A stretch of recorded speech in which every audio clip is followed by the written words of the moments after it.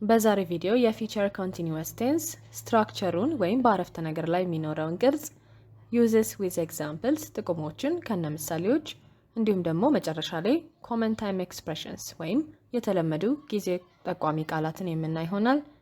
Hello grammar stars እንዴት ናችሁ? Good to see you again. Let's make English easy. ከስትራክቸሩን ጀምር። ፖዚቲቭ ሴንቴንስ ላይ የሚኖረው ስትራክቸር subject plus will be plus verb ing። ኔጌቲቭ ሲሆን ደግሞ subject plus will not be plus verb ing not የሚለው ይጨመራል። question ሲሆን will plus subject plus be plus verb ing።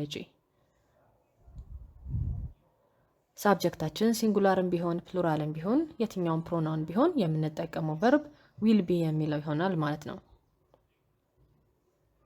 ምሳሌዎችን ስንመለከት ከፖዚቲቭ ሴንቴንስ እንጀምር። አንደኛው ምሳሌ I will be studying አጠናለሁ። ኔጌቲቭ ሲሆን I will not be studying አላጠናም። question ሲሆን ደግሞ will I be studying አጠናለሁ። ሁለተኛው ምሳሌ it will be raining ይዘንባል። ኔጌቲቭ ሲሆን it will not be raining አይዘንብም። question ሲሆን will it be raining ይዘንባል። ሶስተኛ we will be going እንሄዳለን። ኔጌቲቭ ሲሆን we will not be going አንሄድም። question ሲሆን will we be going እንሄዳለን። አራተኛ you will be coming ትመጣለህ ወይም ትመጫለሽ። ኔጌቲቭ ሲሆን you will not be coming አትመጪም አትመጣም።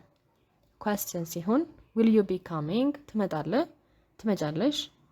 የመጨረሻ ምሳሌ ስንመለከት they will be winning ያሸንፋሉ። ኔጌቲቭ ስናደርገው they will not be winning አያሸንፉም። question ሲሆን ደግሞ will they be winning ያሸንፋሉ።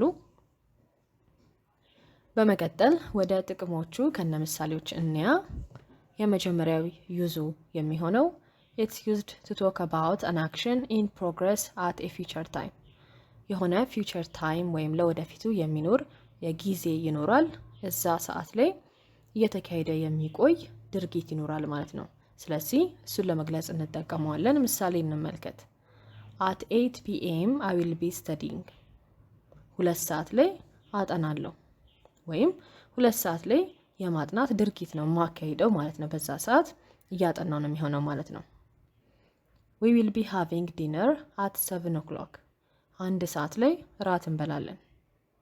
I will be working all day tomorrow ነገ ቀኑን ሙሉ ሰራለሁ። she will be staying here for 2 weeks እሷ ለ2 ሳምንት እዚህ ትቆያለች። ወደሚቀጥለው ዩዝ እንምጣ። used to talk about a future action that will be interrupted ይህ ማለት ደግሞ ለወደፊቱ የሚካሄድ ድርጊት ሲሆን በዛ ድርጊት ላይ ደግሞ ሌላ ጣልቃ የሚገባ ድርጊት ወይም ሁኔታ ይኖራል ማለት ነው። ለምሳሌ I will be sleeping when you arrive አንተ ስትደርስ እኔ ተኝቼ ነው የሚሆነው። ስለዚህ ጣልቃ የሚገባው እሱ መድረሱ ነው ማለት ነው። የሚካሄደው ድርጊት ደግሞ እኔ መተኛት ይሆናል ማለት ነው።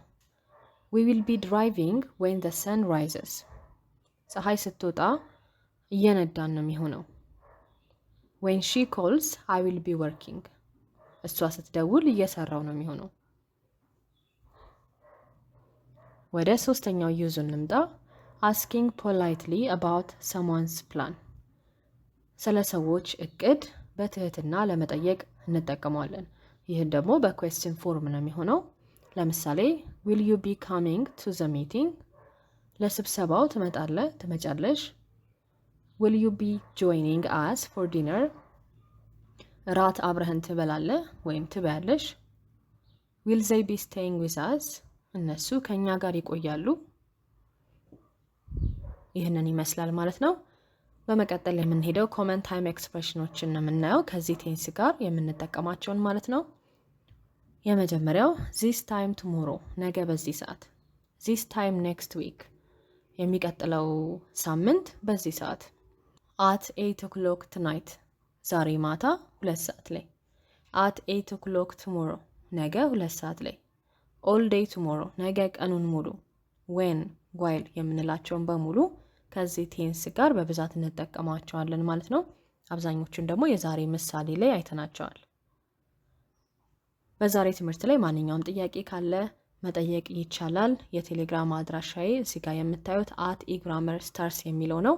ቀጥታ ደግሞ ሊንኩን ኮሜንት ላይ እና ዲስክሪፕሽን ላይ አስቀምጥላችኋለሁ። ሁላችሁም ላይክ ኤንድ ሰብስክራይብ አድርጉ። ቀጣይ ቪዲዮ ላይ ደግሞ የምናየው ፊውቸር ፐርፌክት ቴንስ ይሆናል ማለት ነው። See you in the next video.